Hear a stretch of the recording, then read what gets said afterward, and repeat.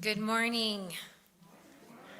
I am the Reverend Laura Young, and my pronouns are she and her. Welcome to our service this morning at South Valley Unitarian Universalist Society.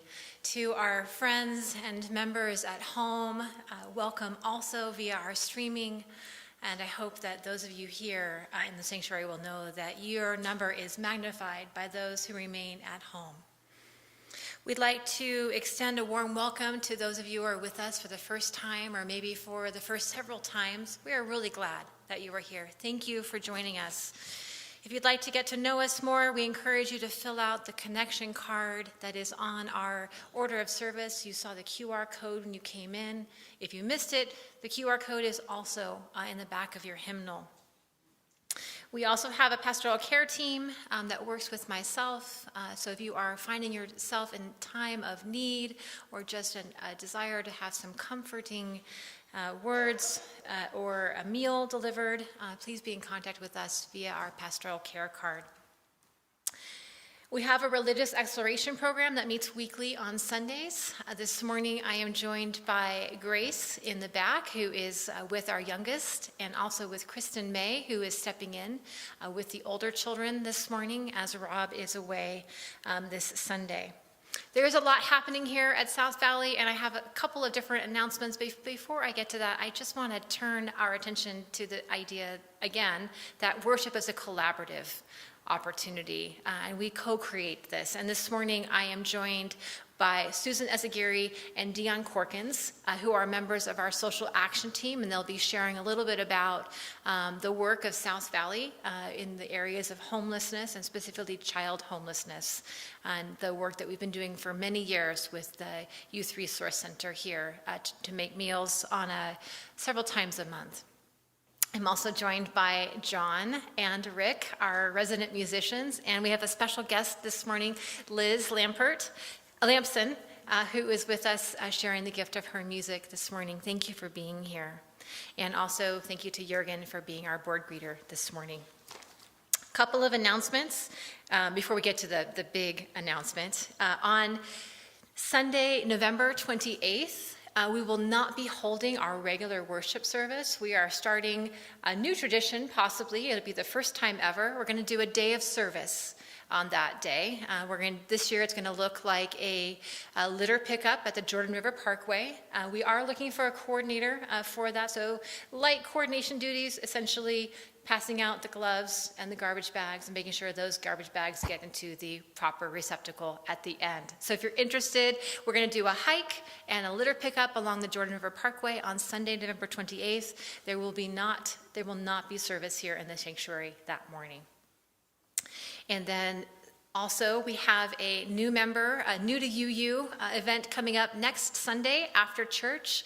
Downstairs in the social hall, myself and membership chair Laura Renshaw will be there to lightly introduce any of you who are newish to our community with how things work at South Valley, and to give you a little bit more background on what it means to be Unitarian Universalist, if you're curious about that. And one last announcement is from Scott Renshaw.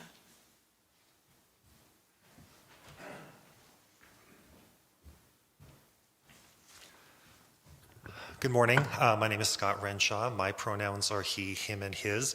And I'm here this morning to share some information about our annual goods and services auction. Now, those of you who have known me for a while know that as a writer, I am almost always on script. And so it's weird not to be, but I started spending some time yesterday trying to figure this out. And then the bar was set so high by Ann and Brenda last week that I just thought it was necessary to go in a different direction. So I'm going to be a little more spontaneous and earnest, which is, not always my preferred method of being. Just as sort of the basics, our goods and services auction will be held on Saturday, November 20th at 7 p.m., and it will be virtual via Zoom. The information will be available to you for those who have bought tickets. It's $5 per person. And I guess I just wanted to share why, after this will be my 22nd auction, why it's important. And there are personal reasons and there are bigger reasons for the congregation. Outside of our pledge campaign, it is the biggest fundraiser that we have. It provides a lot of the operating expenses for the church, but that isn't the reason to be part of it. It's fun, and I think that even though we went virtual last year, I think that's a reason enough to be confident that the folks who did that completely on the fly and did an amazing job, know what they're doing. We've kind of figured that part out. So the fact that we can't be in this place having a party the way that we like to doesn't mean it's not going to be a fun event with music. And I will try to keep things moving as your auctioneer and at least not bore you tremendously. I also think that this is an important way for people to get to know each other, and it's not just for those who are newcomers, although I think that is a great opportunity for those who are relatively new, either here or watching at home, to have opportunities to get together with people in smaller groups, because a lot of the things that are offered at these auctions are parties, dinners, smaller group gatherings. Buy a slot at one of those and you get a chance to get to know people better. You can let people know a little bit more about who you are by what you offer too. I've found out who are amazing cooks by going to their dinners. I've found out who, knows a lot about hiking by, those who offer those hikes. So think about what it is that tells people a little bit about who you are. We have certainly physical items that people can offer. We welcome those as well. If you have gently used things that may be great for other people, that's a great way to live our principles by not having things go into landfill. You can actually offer things that someone might be of use. But also just if you crochet and you can offer something. We know something about you that we didn't know before. If you have the best recipe for gluten-free muffins that anyone has ever heard, offer those. And so you're just sharing a little bit about yourself. So I think it's important to keep in mind that this is a community event in a lot of different ways. In addition to the fact that, you can get some Christmas presents for people, and there's no supply chain issues here. We have it right here. It's literally right here. You don't have to worry about whether it's going to show up from Amazon, 6 weeks from now.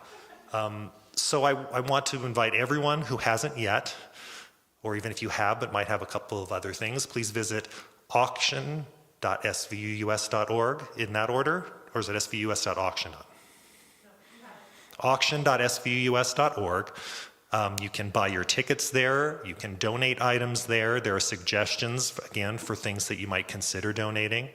And please save that on your calendar. In addition to Friday, before that, on the 19th, there will be the kids auction. So if you have items that are kid-friendly, you can offer those as well. So please make that time. It is a community event in all of the best possible ways and help support this church and help us all just be part of the community that we've missed for a long time, and it's good to be together again. Thanks.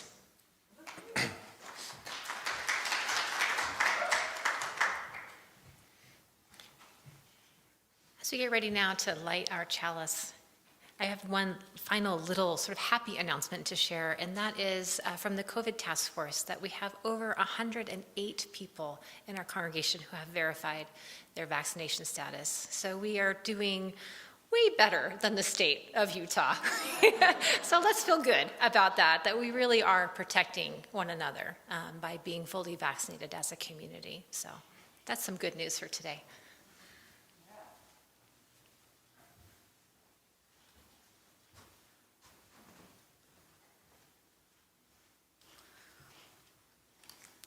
Okay. Will you follow me? Let us light our chalice. We invite you to stand in body, mind, or spirit as we say our chalice lighting words, and use our actions if you want. We light this chalice for the warmth of love, for the light of truth, and the energy of action.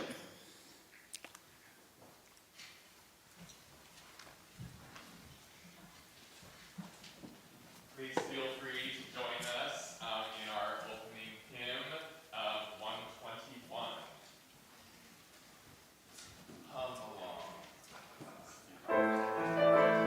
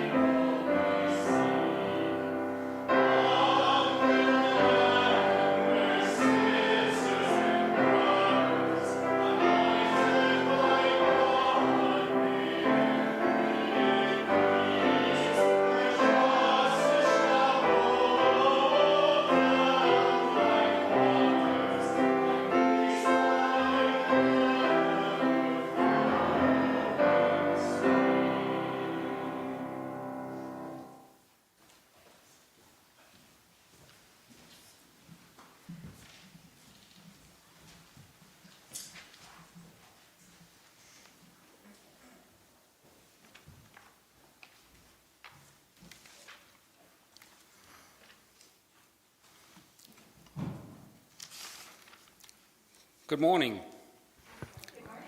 I'm Jürgen Korbank. I'm a member of the Board of Trustees here at South Valley Universalist Unitarian Universalist Society.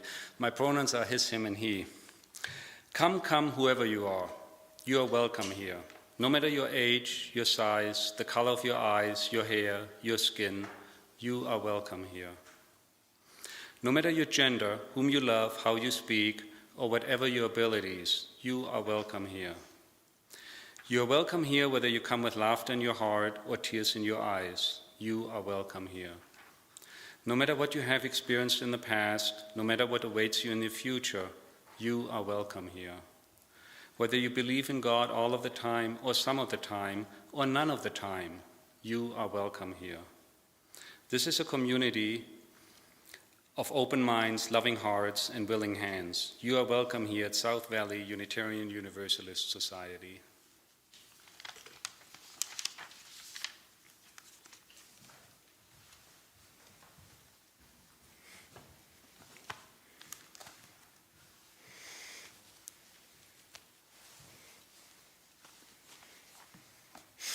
This area, now known as the Greater Salt Lake Metropolitan Area, was named after the Ute tribe and is home to the Shoshone, Paiute, Goshute, and Ute tribes to this day. This place has always been a gathering place and a crossroads for indigenous peoples, and we acknowledge that these lands were stolen and its peoples were ravaged by disease, famine, forced migration, cultural and physical genocide at the hands and the policies of white colonial settlers. As Unitarian Universalists, we acknowledge the complex and often violent history we are each a legacy to, and we commit ourselves to undoing the harms perpetuated by settler colonialism. We are called to stand in solidarity with those seeking justice, and we seek to authentically and with honesty, engage in the necessary work that will produce justice for those disenfranchised and promotes healing for the whole of the earth. This is our land acknowledgement for South Valley. May it be so. I invite you to join us in a responsive reading. We haven't done that yet since we've been back in person. So if you have your gray or black hymnal, or if you need one, there's one in the back. I invite you to open it to the back to number 594. And this will be our call to worship this morning. I will read the regular, and you can respond with the italics.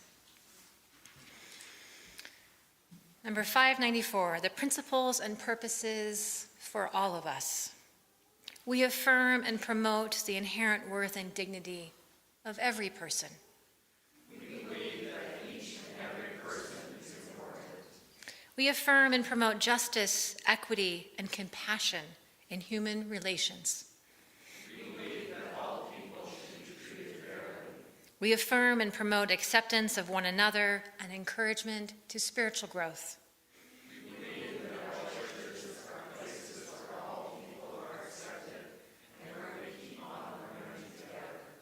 We affirm and promote a free and responsible search for truth and meaning.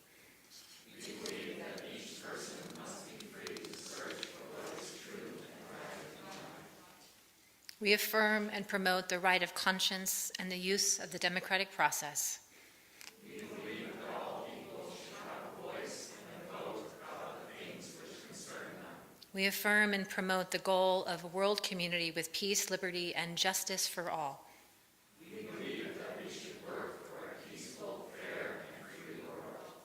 We affirm and promote respect for the interdependent web of all existence, of which we are a part. We believe that we should care for our planet Earth. Amen.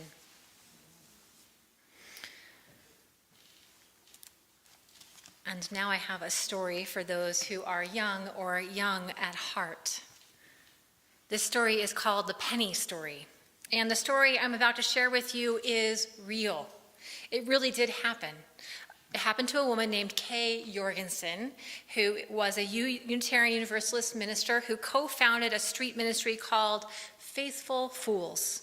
that serves the people in the Tenderloin district of San Francisco, a place which, if you are not familiar with, is a place that many would not see as ideal for ministry given its reputation for crime, poverty, and violence. And while this story takes place before the founding of Faithful Fools, it's important to understand how Faithful Fools came to be as a result, in part, of this experience.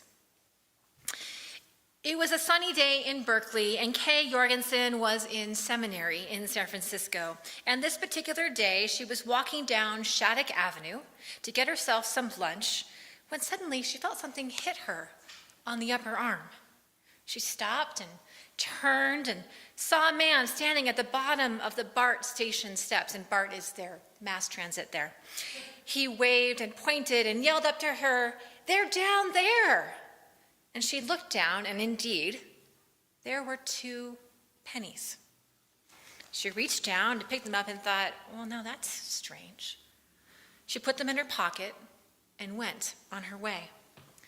When Kay got to the Blue and Gold grocery, she picked out a sandwich and went back to the refrigerator section to get something to drink. Just then, a man walked up to her and said, "You wouldn't happen to have 2 pennies, would you?" He gestured to the drink in his hand. He said, "If I only had just 2 more cents, I could get myself this drink." Kay realized, of course, she did have 2 pennies. So she pulled those 2 pennies out of her pocket, the ones that had just showed up moments before, right there at the top of the BART station stairs, and she handed them to the man. And he brought his drink and left. And while Kay was paying for her own sandwich and drink, the song "Morning Has Broken," which is one we actually sing quite often here at South Valley, by Cat Stevens, played on the overhead speaker. It was one of her favorite songs. And as she listened, she thought something unique had just happened. She didn't understand exactly what, but she took note of that moment. Years later, reflecting on that early experience of hers, Kay understood as she began the journey to create Faithful Fools that she would have to have trust that what she needed would be available to her before she asked for it. And Kay Jorgensen is the co-founder of Faithful Fools, along with many, many other people, including Sister Carmen Bardowski. And Kay had this experience long before she ever met Carmen, and long before Faithful Fools was even an idea in her mind. But the experience returned to her after she and Sister Carmen decided to work together and walk together in the Tenderloin. And they founded the Fools in 1998 with the help of all of those people. And it continues to this day to be a vital part of community ministry in the Tenderloin, meeting the needs of people in the street, creating real community, authentically and honestly. The name of Faithful Fools is also purposeful and perhaps comes from that early reflection. The fool, as many of you might know, is a figure from the medieval times who could speak the truth to power, who could upend the tables and tell the king something that was true that the courtiers would not be able to have said. So by invoking the name the Fool, the Faithful Fools reminds themselves of the power of advocacy that speaks the truth. And they added the word faithful to remind themselves to trust that that which you need will always become available just as you need it. Because as they began to found Faithful Fools, people came, resources came, and the ministry was born, in part because they had that trust. And so ends our story. Let us sing out our children, or child, as the case may be today.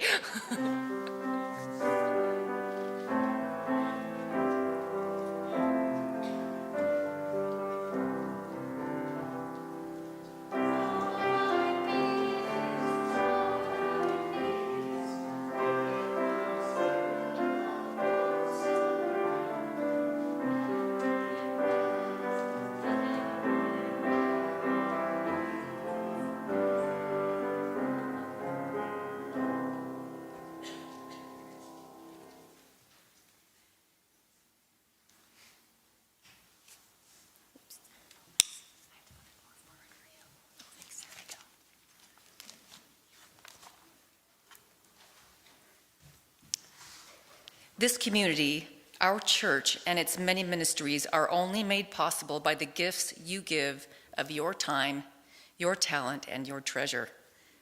Many of you pledge monthly to support our work, and for this we are grateful.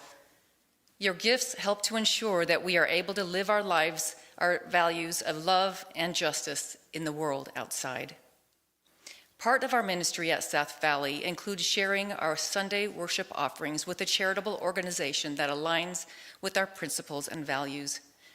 In loving memory of Connie Gates, who was one of our founding members and a fierce social justice advocate, our Social Action Council has chosen the Unitarian Universalist Service Committee Guest at Your Table program as our offering split recipient for November and December this year.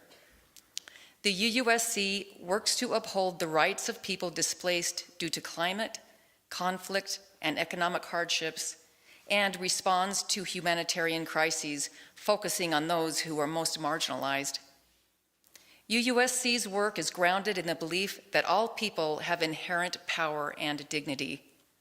Materials for Guest at Your Table will be available starting next week, November 14th. Through the end of the year, and they will be located in the foyer after the service. We will now accept the offering. For those at home, you are invited to use the giving link in the online order of service. I invite the ushers to come forward at this time.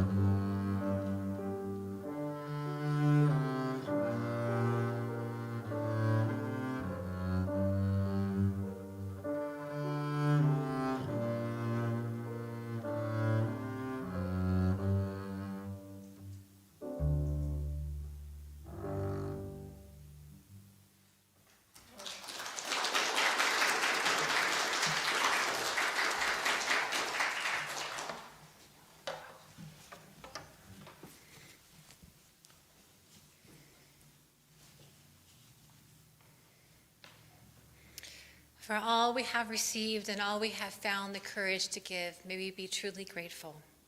May these gifts be a blessing to South Valley and to the Unitarian Universalist Social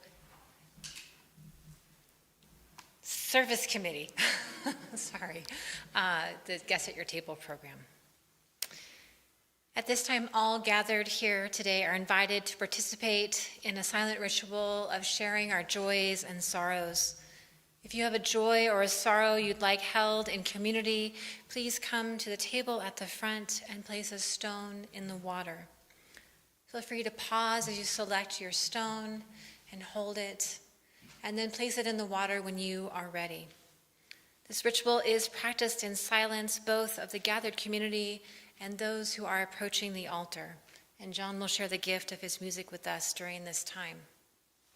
At the close of the ritual, when all who wish to have added their stone have done so, we will add one final stone to represent those joys and sorrows unexpressed, but still held in kindness.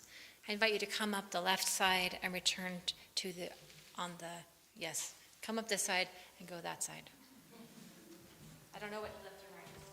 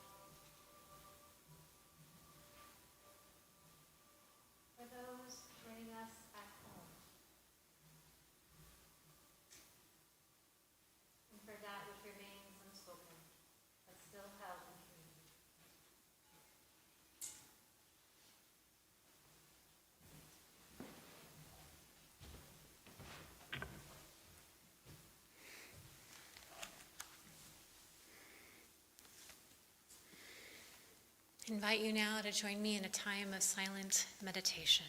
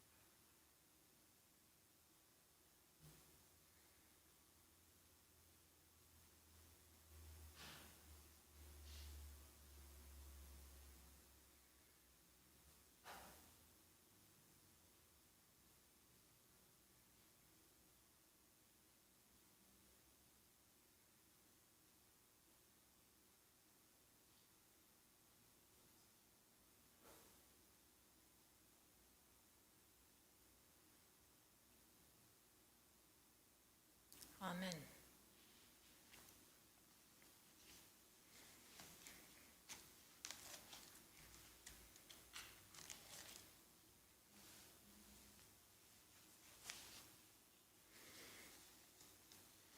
Our opening hymn this morning, "We'll Build a Land," is taken from the book of Isaiah.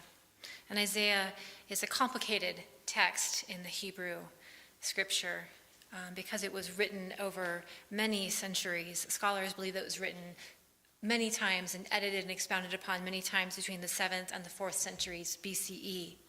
And there are actually 3 sections in the book of Isaiah. First Isaiah, which was written likely by the prophet Isaiah ben Amoz. Then a second middle section, 2nd Isaiah, which is anonymous. And then a third section, which is a collection of prophetic writings. And our reading this morning comes from this third section of Isaiah, chapters 58. What's important to know also about the book of Isaiah is that writers of each stage edited and expanded the book in order to demonstrate that the prophet addressed events of their own day. They were creatively interpreting those statements and beliefs and calls to the people and applying it in their own time and context. And you can see that if you read the text closely. It takes place over many centuries and in many different contexts. And the problem that Isaiah addresses is the lack of action to serve the poor, the marginalized, and the oppressed. And Isaiah calls to the people and tells them that they are too comfortable and have become numb to the suffering of their siblings. The book opens with a vision of Isaiah in which God announces his irritation with the burnt offerings and incense. God's self is tired of being placated while people continue to suffer from the sins of the empire, poverty, hunger, and homelessness. And as a modern interpreter, I would add lack of access to affordable health care. God calls upon the people to stop making those sacrifices and instead start getting busy serving the poor, the sojourners, which is a code word for transients, the downtrodden, code word for the marginalized, and the otherwise oppressed. So here is our reading. Isaiah chapter 56, verse 1 starts, "Thus says God's self," and I put God's self in there because I think that Lord is a little tough for a Unitarian congregation to hear. "Thus says God's self, maintain justice and do what is right." And in Isaiah 58:1, in an instruction to the prophet, God's self says, "Shout out, do not hold back. Lift up your voice like a trumpet. Announce to my people rebellion. For day after day, the people seek me and delight to know my ways as if they were a nation that practiced righteousness through their offering of burnt offerings. Look," God says, "you serve your own interest on your fast day and oppress all your workers." God's self is not fooled. Chapter 58, verse 6. "The fast I choose," God's self says, "is this, to loose the bonds of injustice, to let the oppressed go free, to share your bread with the hungry, and bring the homeless into your house." It's pretty darn clear what God's self wants. And even though it's been 2,600 years since those words were beginning to be written, and certainly those words were written many centuries, many times over, because this is a tricky and sticky problem, dealing with injustice. Not because it is a difficult problem to solve, though it is logistically quite challenging, despite what Elon Musk suggested earlier this week when he asked the head of the World Health Organization to, in a tweet, describe how to end hunger. My response to Elon Musk would be something like, decide to care, the rest is logistics. Decide to care, the rest is logistics. And that is what the book of Isaiah has to offer us as well. Decide to care, the rest is logistics. And so ends our reading.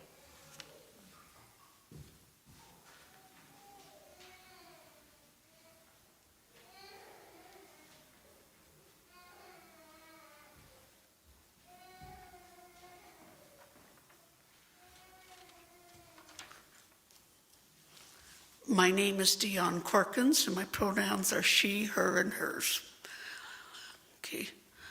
I want to speak about the perceptions we have when we encounter homeless people on the street or families. And not everyone in this room may be at fault here, but our society in general is. Because we look at people and we sometimes wonder, what did they do wrong to get in this situation? Do they have some character flaw? Did they have lifestyle problems? Did they bring this on themselves? And I want to share with you the story of a family in my neighborhood, in my condo complex where I am HOA president, that we are struggling to keep from being homeless through no difficulty whatsoever of their own. And this is the case with many people. When you are struggling with English as a second language and you are cleaning worksite places in the wee hours of the night at low wages and paying $17.50 a month to rent, you don't have much extra. You don't have a big reserve. And this family was stricken with tragedy. The father left to go back to Russia. Alexander was picked up at the LA airport and they were driving home near Cedar City. They had a terrible car accident and Alexander was killed. Olga, his wife, was very seriously injured. Sergei, the son, was thrown from the car and has multiple injuries. They both have brain bleeds, multiple broken bones. They are paying for cremation of Alexander on time payments. They have no medical insurance.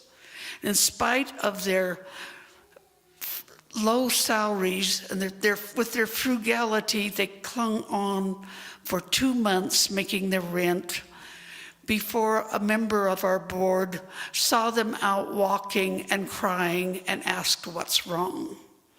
They have been this close to eviction, and that could happen to most anyone, especially when you're living on the lower margins of society.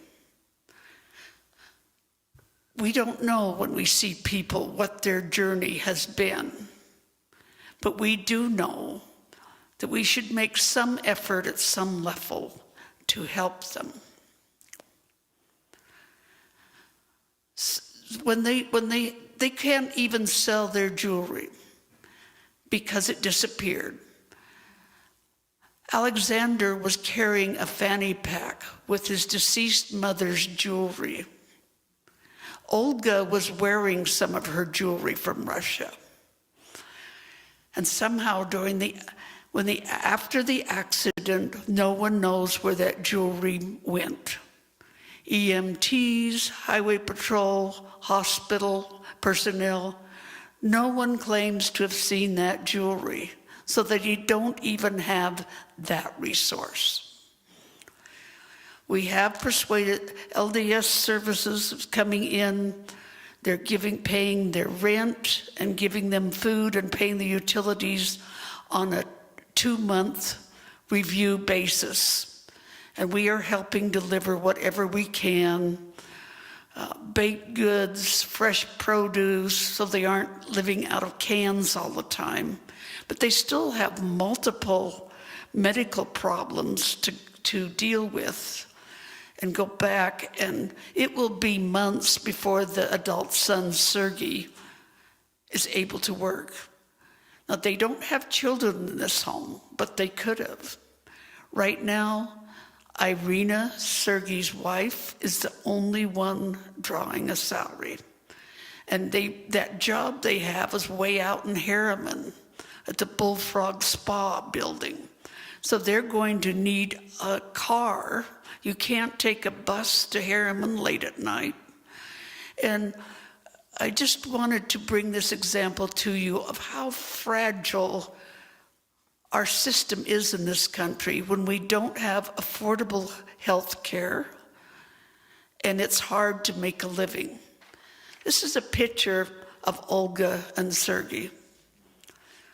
And we have started a GoFundMe program for them, and people are giving them GOS cards. We're trying desperately to keep them out of the homeless shelters. So if you want to talk to me about that later, come see me.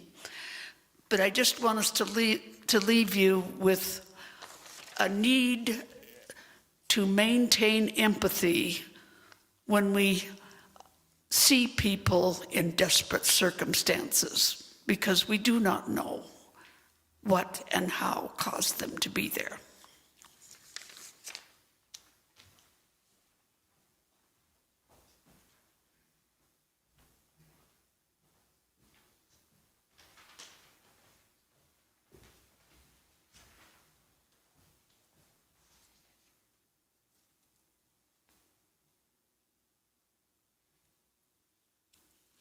My name is Susan Azaguiri, and my pronouns are she, her, and hers. And I'm the chair of our Social Action Council, and so that's why I'm here, I think.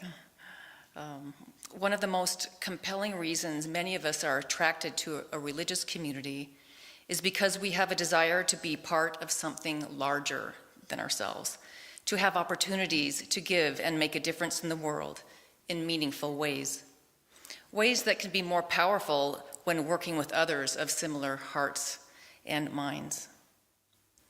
13 years ago, a group of South Valley members and friends met with professional facilitators to explore our passions and brainstorm ideas of how we at South Valley would like to give of ourselves and impact our larger world.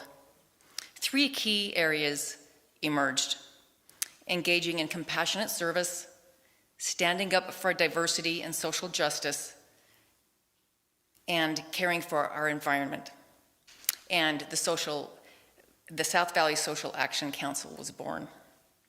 Currently, Dion and I are both serving on that council, along with Lori Shantz, Kristen Bowers, and Ann Scarborough. The goal of our council is to help our community fulfill important components of our mission as we work towards building a more just, compassionate, and sustainable world together. And one of our most enduring projects has been our Meals for Homeless Youth program. For more than 10 years, we have been providing 2 to 5 meals per month at the Volunteers of America, or VOA, Youth Resource Center. When we started volunteering in 2011, the Resource Center was housed in a rundown, single-story, old building in Salt Lake City on State Street and about 700 South. And due to very limited resources in those days, the center was open for a limited number of hours and only on weekdays, even though homelessness doesn't take days off. South Valley began serving meals regularly, and also periodically we sent groups to the center to help sort donations or organize their pantry and their storage room. Peggy Montrone, who is probably working with the youth group today, started volunteering in those days and continues to volunteer regularly. The kitchen in the old center was very small and had an old residential stove and refrigerator and a ceiling that leaked when it rained and eventually caved in near the end of the VOA's tenancy there. In the meantime, the VOA was raising funds for a bigger vision, and ground was broken in 2015 for construction of a beautiful, brand new, 2-story, 20,000 square foot youth resource center. The new center is located in Salt Lake City's Granary District on the corner of 9th South and 4th West. And it provides expanded services 24 hours a day, 7 days a week. The center serves youth ages 15 through 22 who are experiencing homelessness or are at risk. By day, they provide basic drop-in services such as 3 hot meals a day, a pantry with food to go, showers, laundry, and lockers so the youth can keep their personal items safe. And services such as life skills groups, education assistance, housing and employment, case management, health and dental services, mental health services, and a legal clinic are available there. The center also holds special events for the youth. For example, annually they have a prom night. I just learned this yesterday from Peggy. And they make sure that the youth have appropriate clothing to wear, and they bring in a hairdresser and someone to do nails, and she said it's a really big deal. And at Christmas time, the youth are gifted with backpacks that are full of treats, gift cards, and other needed items. By night, the center turns into an emergency, not intended to be long-term, 30-bed shelter on a first-come, first-served basis. The youth need to sign up and arrive by 7 p.m. to claim their spot. Beds are pulled out and made up with freshly washed bedding. In the morning, the beds are put away and bedding is washed. Youth arrive at the center for a myriad of reasons, and usually a combination of reasons. Some were kicked out of their homes. Some escaped abusive families. Some have aged out of foster care. Some were rejected by their families for identifying as LGBTQIA plus sign. Some never have had a stable home environment in the first place. Some come from a long line of generational poverty. Some are in trouble with the law. Some have developmental disabilities. Some are struggling with addiction, and many struggle with mental illness. They may arrive with no personal identification cards or documents. When you don't have a home, your personal belongings are easily stolen. Youth who are ready are encouraged to sign up for the Youth Resource Center's Self-Reliance Program. This program requires commitment and provides consistent support over time as they move towards self-sufficiency. For just 15 youth at a time, this program provides assistance from licensed clinicians and youth advocates to help them set goals and meet their goals, and it also assures a bed for them at the center. So that leaves about 15 beds available for just drop-in people when that program is full.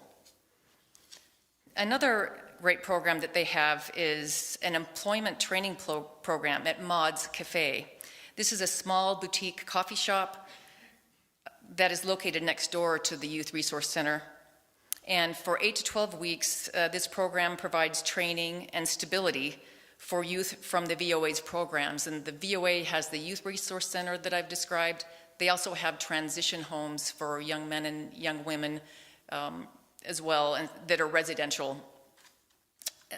So if you find yourself in this neighborhood, please drop in and give them some business. And they're open weekdays 7 to 5 right now, and they serve coffee and tea, hot drinks, and breakfast and lunch type items. And the VOA relies on volunteers for a number of functions, but I've been told by VOA staff that having volunteers at the center is very important, and though invisible, the impact of helping the youth experience a positive feeling of community is one of the greatest benefits.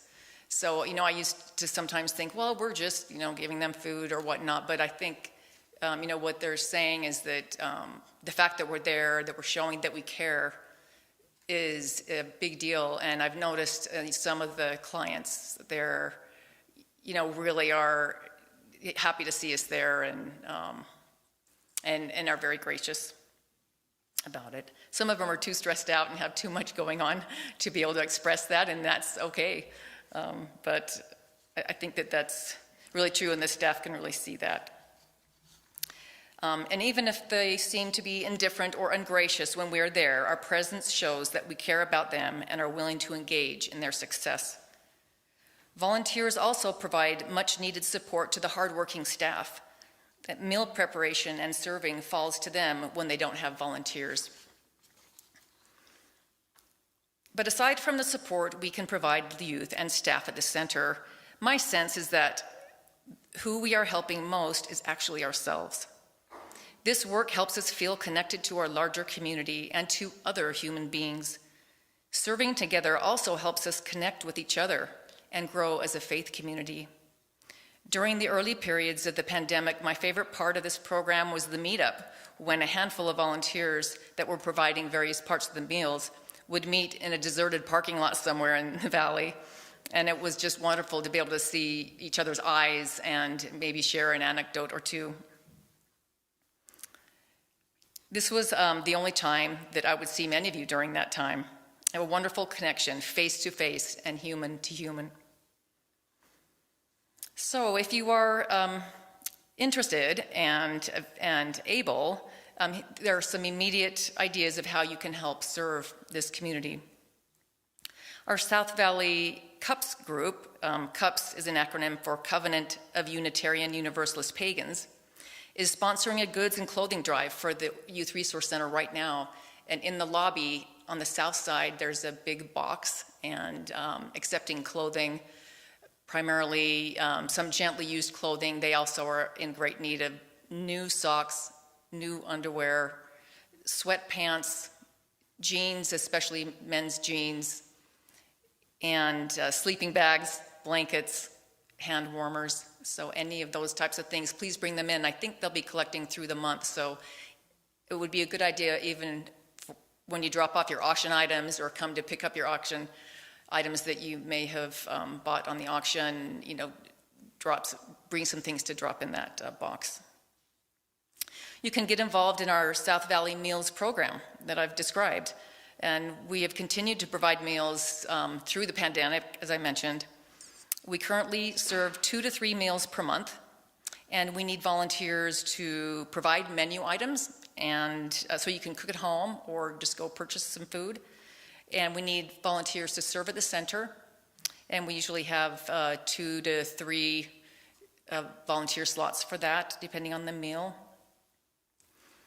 And then, of course, we need funds to help purchase some of the food items. So if you feel like you're not in a position to be able to participate, in person at the center or provide food, it'd be great just to get some donations for the food. And you can just send a check to South Valley and put in the memo line Social Action Youth Meals Program. You can become a regular volunteer at the Youth Resource Center, independent of our church, and you can do that on a regular basis or occasionally. And you can talk to Peggy Montrone about her experience doing that. I know Sherry Lund has also done that in the past, and we've sent groups there before as well. And they need donations sorted, especially this time of year. They'll be getting a lot of donations in the next 2 months. And it really piles up, and I know last year they were limiting how often they would accept donations because they were lacking volunteers during the pandemic to sort that stuff. So that might be an idea. And then there's also the Candy Cane Corner, and this is a special holiday store that is sponsored by the VOA and the Road Home. And this provides an empowering holiday shopping experience for people who are homeless or in extreme poverty. And they create a store with things to purchase, and then they give vouchers they come in with they get vouchers from their caseworkers. They can come in and shop. And they're especially wanting donations of like gift cards, toys, and blankets, things like that. So I do have more information about that program with me. I have a flyer, so if you're interested, talk to me after. Or you can Google Candy Cane Corner, VOA, Utah. In closing, I just want to express how much I love this work, and I cannot seem to stop doing it. I love orienting new volunteers and turning them on to the amazing experience of this hands-on work. I love working alongside you. I love experiencing the eye-to-eye contact that we have with those that we are serving. It's one of the few programs that we've had that we're actually face-to-face with people that we're helping, and it's powerful and very connecting. I love the way this work challenges me and grounds me, and it shuffles my priorities to a warmer settling point. I mean, every time I leave there, I feel that way. And so it's like a renewal. I've been doing this for 10 years, and at least once or twice a month I go there. And it's just like yeah, this is our world, you know, like I'm so insulated most of the time in my work and in my neighborhood that I just love that kind of humbling feeling. So I always leave the center feeling humbled and more gracious. Homelessness and poverty are increasing, as we all know. We've all seen stark evidence of this over the past year in our own valley here. And it is impacting a lot of children and youth. So let's do what we can and serve together with a sense of purpose. Have fun, make friendships, and connect with our larger community and connect with each other. Let's not look the other way, and let's not look the other way together.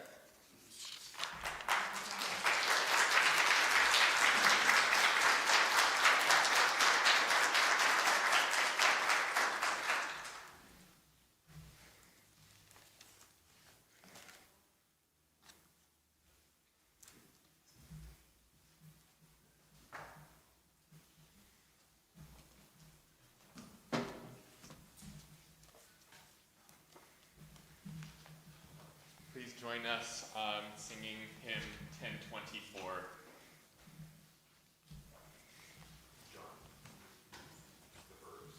Oh, and we have different words to go with the verses, so we're going to go the first time, do, and then sing, dance, and do. And you can hum those words.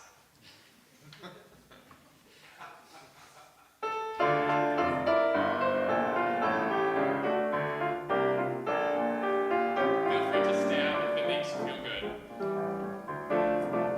You got to do when the Spirit says do.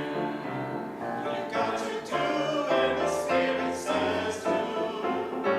When the Spirit says do, you got to do. Oh Lord, you got to do when the Spirit says do. Spirit says do. Spirit says do. Spirit says do. Spirit says do. Spirit says do. Spirit says do. You got to sing when the Spirit says sing. When the Spirit says sing, you got to sing. Oh Lord, you got to sing when the Spirit says sing. Spirit says sing. Spirit says sing. Spirit says sing. Spirit says sing. Spirit says sing. Spirit says sing. You got to dance when the Spirit says dance. You got to dance when the Spirit says dance. When the Spirit says dance, you got to dance. Oh Lord, you got to dance when the Spirit says dance. Spirit says dance. Spirit says dance. Spirit says dance. Spirit says dance. Spirit says dance. Spirit says dance. Got to do when the Spirit says do.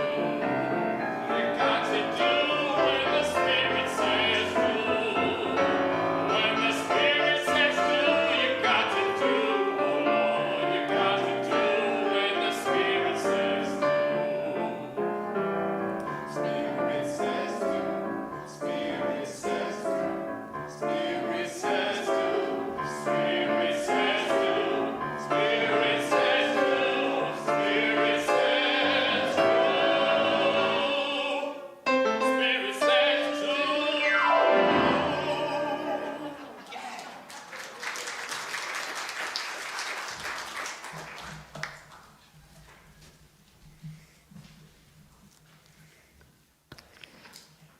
Let's now extinguish our communal challenge, and you may stand again in body, mind, or spirit and join us. It's up and down, up and down.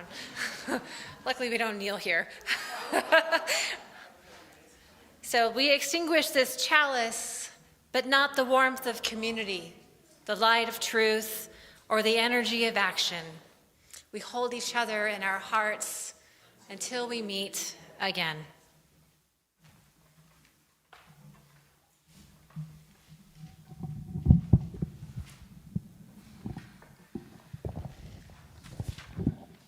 Please remain standing for the benediction. And then you can sit down for the prelude. When we are back together in person in a full way, I will invite us together and hold hands during the benediction. For today, I just invite you to put your hand over your heart and know that justice comes from the heart, because justice is the other side of love. Justice is what love looks like in public, and we are a beloved community seeking to do justice and to love our neighbors. As you go forth from this place, may you decide to care. May you decide to care. And may that light be a light unto the world that transforms the whole towards love and justice. Go now in peace. You may be seated. At the close of the postlude, please let myself and the musicians escape quickly. We're going to have a social hour outside, so we want to encourage everyone to go outside at the end. Thank you.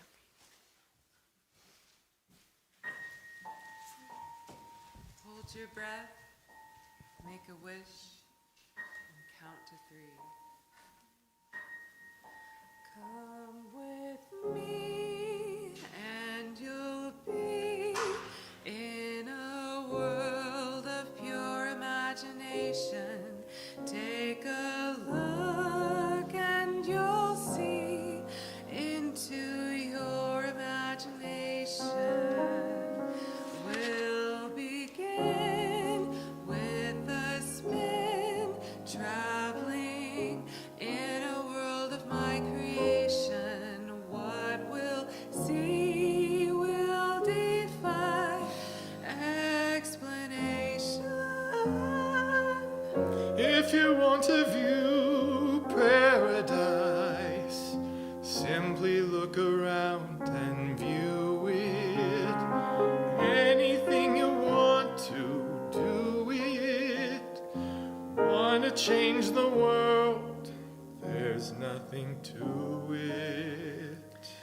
There is no life I know to compare with pure imagination. Living there, you'll be free if you truly wish to be. Come with me, and you'll be in a world of pure imagination. Take a look, and you'll see into your imagination. We'll begin with a spin, traveling in a world of my creation. What you'll see will defy explanation. If you want to view paradise, simply look around and view it. Anything you want to, do it. Want to change the world, there's nothing to it. There is no life I know to compare with pure imagination. Living there, you'll be free If you truly